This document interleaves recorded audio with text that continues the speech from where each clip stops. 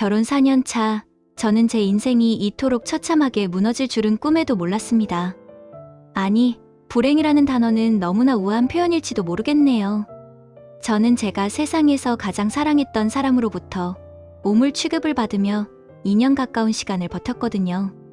시작은 4년 전이었습니다. 연애 시절 저는 163cm의 키에 48kg을 유지하던 누가 봐도 예쁘고 날씬한 여자였습니다. 남편은 그런 저를 나의 여신님이라 부르며 금지옥여 맡겼고, 저 또한 남편의 다정한 모습에 반해 평생을 약속했죠. 그때의 저는 세상이 온통 핑크빛인 줄만 알았습니다. 제 외모가 곧 제 가치인 줄 알았던 남편의 본 모습을 알기 전까지는 말이에요. 임신과 출산은 제 모든 것을 앗아갔습니다. 지독한 입덧 끝에 찾아온 갑작스러운 폭식, 그리고 출산 후 저를 덮친 산후우울증은 제 몸과 마음을 순식간에 망가뜨렸습니다. 거울 속에는 163cm라는 키는 그대로인데 몸무게가 92kg이라는 놀라운 숫자를 찍은 낯선 사람이 서 있었죠. 튼살이 가득한 배와 코끼리처럼 부어오른 다리, 그리고 겹쳐진 이중턱. 저조차 제 모습이 끔찍하고 싫었는데 남편은 오죽했을까요? 하지만 저는 믿었습니다. 그래도 내 남편이니까, 내가 아이를 낳느라 고통받고 변한 걸 누구보다 잘 아는 사람이니까 기다려주겠지. 내가 다시 건강을 되찾을 때까지 묵묵히 손을 잡아줄 거라고요. 그건 저희 순진하고도 어리석은 착각이었습니다. 아이의 돌잔치를 앞두고부터 남편의 폭언은 본격적으로 도를 넘기 시작했습니다. 퇴근하고 돌아온 남편은 거실 소파에 비스듬히 앉아 위스키 잔 속의 얼음을 짤랑짤랑 소리내며 휘젓고 있었습니다. 그 소리는 마치 제 심장을 긁어대는 예리한 손톱 소리처럼 들리더라고요. 그는 제가 차려온 저녁상을 보더니 코를 킁킁거리며 대놓고 인상을 팍 찌푸렸습니다. 야, 양심이 있으면 그게 입으로 들어가냐? 국물에 기름 뜬 거 봐라. 이거 먹으라고 차린 거야? 너처럼 돼지 되라고? 그 눈빛에는 예전의 다정함 따위는 눈 씻고 찾아볼 수 없었습니다.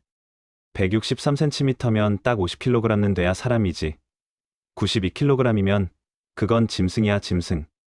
너랑 한 침대 쓰는 게 얼마나 고역인 줄 알아? 옆에 있으면 돼지 냄새가 진동을 하는 것 같다. 그날 밤 저는 잠든 아이를 품에 안고 소리 없이 오열했습니다. 남편의 말은 예리한 칼날이 되어 제 가슴을 갈기갈기 헤집었거든요. 제가 살이 찌고 싶어 찐 게 아니었습니다. 밤낮 없이 우는 아이를 돌보느라 제 끼니는 늘 찬밥에 물을 말아먹는 시기였고, 남편은 단 한 번도 아이 기저귀 한 번 갈아준 적 없는 사람이었죠. 독박 육아에 지쳐 스트레스를 먹는 것으로 풀다 보니 몸은 90kg을 넘어섰고, 남편의 비난은 더 거세지는 지옥 같은 악순환이 반복되었습니다. 남편은 제가 조금이라도 예쁜 옷을 사려 하면 그 몸의 옷이 아깝다며 카드를 뺐었고, 외출하려고 하면 창피하니까 집구석에나 붙어 있어라며 제 자존감을 바닥까지 끌어내렸습니다. 결정적인 사건은 시댁 식구들과의 저녁 식사 자리에서 터졌습니다. 한여름 무더위에 92kg의 무거운 몸을 이끌고 주방에 앉아 땀을 흘리며 일을 하다 거실에 나오니 시누이가 대놓고 저를 훑어보더군요. 그녀는 할부로 샀다는 명품백 로고를 괜히 만지작거리더니 멸시하는 눈빛으로 입을 열었습니다. 언니, 내 친구는 조리원 나오자마자 필라테스에서 다 뺐다는데. 언니는 체질이 좀 특이한가 봐요? 우리 오빠가 옆에서 밥맛 떨어진다는데 동생인 내가 봐도 좀 심하긴 하네. 90kg이 넘으면 그건 관리가 아니라 포기 아니에요? 시어머니는 거들기라도 하듯 혀를 차며 말씀하셨죠. 그러게 말이다. 우리 아들 장가 갈 땐 참 고왔는데. 에휴, 내 아들 팔자가 기구하지. 어쩌다 저런 덩어리를 데리고 사니. 그 순간 제 안에서 무언가 툭 끊어지는 소리가 들렸습니다. 시어머니의 그 잔인한 한마디에 남편은 저를 감싸기는커녕 오히려 창피하다는 듯 고개를 돌리며 깊은 한숨을 내쉬더군요. 남편은 들으라는 듯 나도 요즘은 퇴근해서 현관문 열기가 무서워, 엄마. 라며 맞장구를 쳤습니다.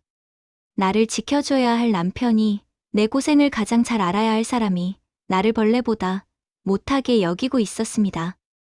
남편은 그날 밤 집에 돌아와 제게 최후 통첩을 날렸습니다. 야, 진지하게 우리 좀 떨어져 있자. 너랑 한 공간에 있으면 숨이 막혀서 병 걸릴 것 같아. 딱 6개월만 애 데리고 친정 가서 살 좀 빼고 오든가. 아니면 그냥 조용히 갈라서든가 해. 그 몸으로 이 집 바닥을 밟고 다니는 것도 보기 싫다. 사실상 이혼 전 단계로 저를 내쫓아버린 것이죠. 저는 그 길로 짐을 쌌습니다. 아니, 짐을 싸면서 결심했습니다. 이 사람들에게 복수하는 방법은 오직 하나뿐이라고. 나를 짐승 취급한 그 대가를 뼈저리게 치르게 해주겠다고 말입니다. 다음 날부터 저는 친정에서 전쟁 같은 다이어트를 시작했습니다. 새벽 5시에 일어나 눈을 뜨자마자 공복 유산소를 시작했고, 무릎이 끊어질 듯 아프고 숨이 턱끝까지 차올랐지만 멈추지 않았습니다. 92kg이라는 숫자는 너무나 거대한 산이었지만 제 마음속의 분노는 그보다 훨씬 거대했거든요. 탄수화물을 완전히 끊고 퍽퍽한 닭가슴살과 생채소만 씹으며 버텼습니다. 너무 급격하게 살을 빼다 보니 머리카락이 한 움큼씩 빠지고 어느 날 한 번은 정신을 잃고 쓰러지기도 했습니다. 하지만 그때마다 남편의 비웃음과 시누이 멸시하던 눈빛을 떠올리며 다시 운동화를 묶었죠. 그런데 별거를 시작한 지 3개월쯤 지났을 때였습니다. 같은 아파트에서 친하게 지내던 언니가 이런 말을 해주는 겁니다. 지선아, 나도 이런 말하기 고민됐는데 얼마 전 너희 남편 어떤 여자랑 주차장에서 있는 거 내가 몇 번 봤어.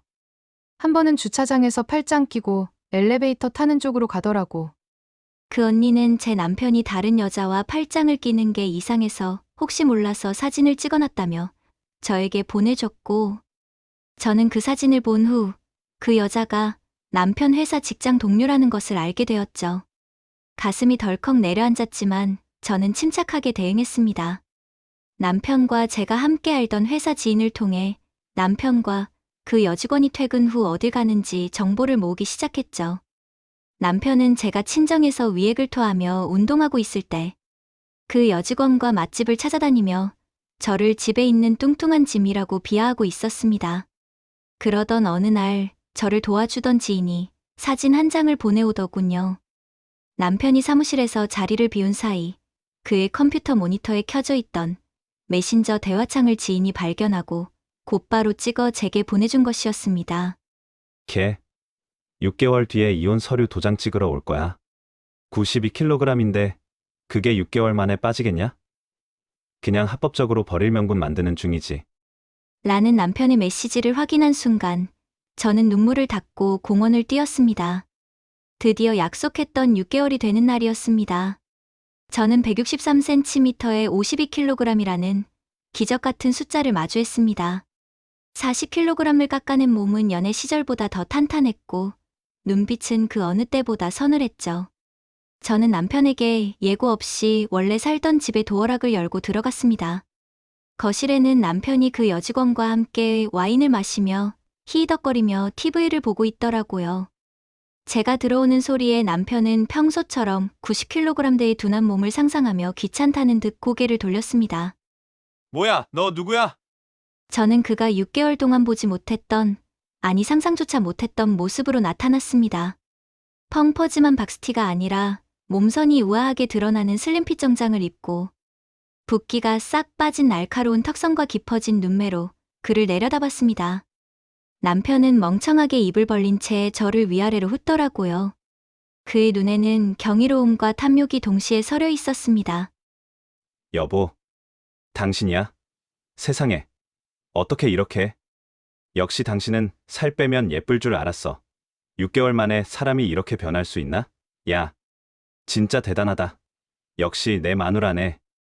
남편이 옆에 있던 여직원은 안중에도 없는 듯 제 허리를 감싸려 음흉한 손을 뻗는 순간 저는 온 힘을 다해 그의 뺨을 강하게 후려쳤습니다. 더러운 손 치워. 네가 짐승 취급하며 짓밟던 그 여자는 6개월 전에 이미 네 손에 죽었어. 저는 당황해서 일어나는 여직원을 향해 차갑게 미소 지었습니다. 이분인가요? 우리 남편이 뚱뚱한 아내 욕하면서 입 맞춰주던 분이 같은 회사 다니면서 참 대단하시네요.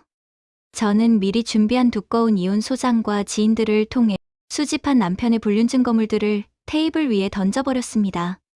남편의 얼굴이 순식간에 흙빛으로 변하더라고요. 이게 뭐야? 이혼? 당신 제정신이야? 이제 살도 빼고 예뻐졌는데 왜 이혼을 해? 우리 다시 시작하면 되잖아. 내가 다 잘못했어.